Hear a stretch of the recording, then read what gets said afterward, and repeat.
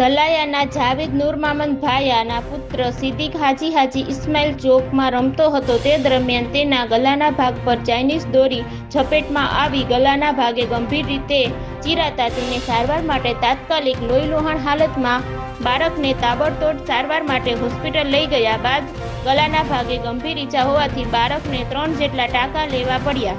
ગુજરાતમાં પ્રતિબંધિત હોવા છતાં શું સલાયામાં વેચાણ થઈ શકે છે? સલાયામાં પ્રતિબંધિત નથી। છેલ્લા 6 દિવસથી બીજી ઘટના બની। સલાયામાં ફરી એક વખત બાળકનું જીવ જોખમ દોરીએ મૂક્યો। આ અહેવાલ જોઈ સ્થાનિક અધિકારીઓ દ્વારા યોગ્ય તપાસ કરશે કે કેમ તેવું વાયુવેગે ચર્ચાઈ રહ્યું છે।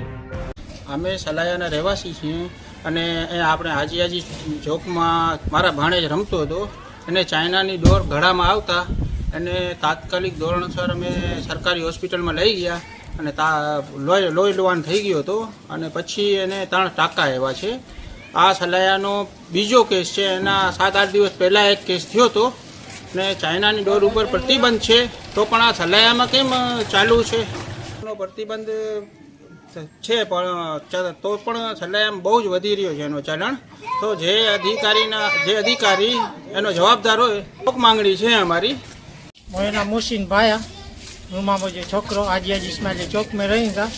अचानक चाइना जी डोर अची हुई हमारे छोकरे के नड़ी में छको गई हुई है और मैं लेकी गई कि तात्कालिक हॉस्पिटल सारवार करेला खड़ी हुआ सरकारी में 3 टाँका आ चाइना जी डोर आज विनती है सरकार से कि बंद करी छड़ी।